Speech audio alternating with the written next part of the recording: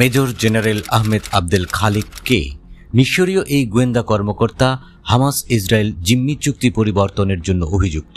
তাকেই মনে করা হচ্ছে হামাস এবং ইসরায়েলের মধ্যে বিতর্কিত জিম্মি আলোচনার পরিবর্তনের পেছনের মূল মিশরীয় চরিত্র।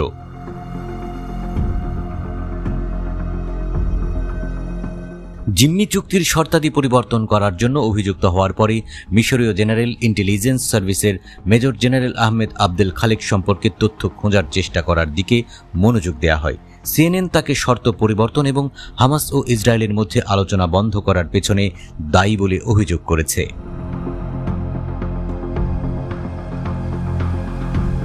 2018 সালের জুলাইয়ে জেনারেল ইন্টেলিজেন্স সার্ভিসের প্রধান মেজর জেনারেল আব্বাস কামেল মে ফিলিস্তিনি ফাইলের জন্য দায়িত্বপ্রাপ্ত কর্মকর্তা হিসেবে মেজর জেনারেল আহমেদ আবদেল খালেককে নিয়োগ করেন।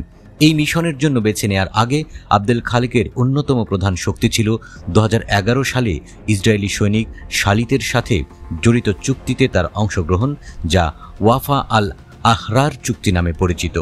এই চুক্তির মধ্যে গাজার হামাসের বর্তমান প্রধান ইয়াহিয়া সিনওয়ার সহ 1027 ফিলিস্তিনি বন্দীর মুক্তি অন্তর্ভুক্ত ছিল।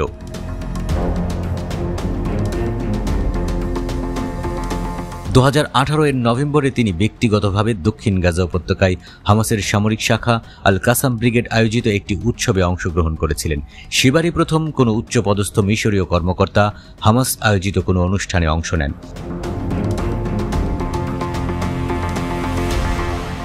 ওই সফরে তিনি ইয়াহিয়া সিনওয়ার ও মাহমুদ আল জাহার সহ বেশ কয়েকজন নেতার সঙ্গে সাক্ষাৎ করেন।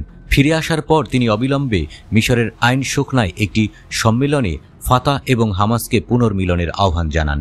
আবদুল খালেক 2021 সালে টানা 3 বার গাজা সফর করেছিলেন।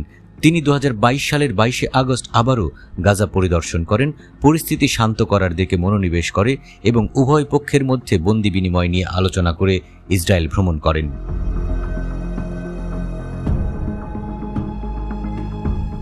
আহমেদ আবদেল খালেককে হামাস এবং ইসরায়েলের মধ্যে আলোচনার অন্যতম নেতা এবং দখলদার রাষ্ট্র ও হামাসের মধ্যে একটি চুক্তির ব্যবস্থা করার ক্ষেত্রে মিশরের ভূমিকার নির্দেশনাকারীদের একজন হিসেবে বিবেচনা করা হয়।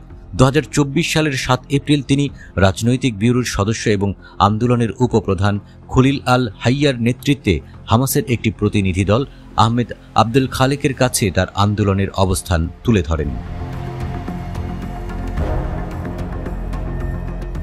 তবে ফিলিস্তিনি ফাইল পরিচালনার বিষয়ে ইতিবাচক প্রশংসাপত্র থাকা সত্ত্বেও সিএনএন তাকে গাজায় ইসরায়েলি বন্দীদের চুক্তি ভেস্তে দেওয়ার প্রাথমিক এবং প্রত্যক্ষ কারণ হিসেবে অভিযুক্ত করেছে।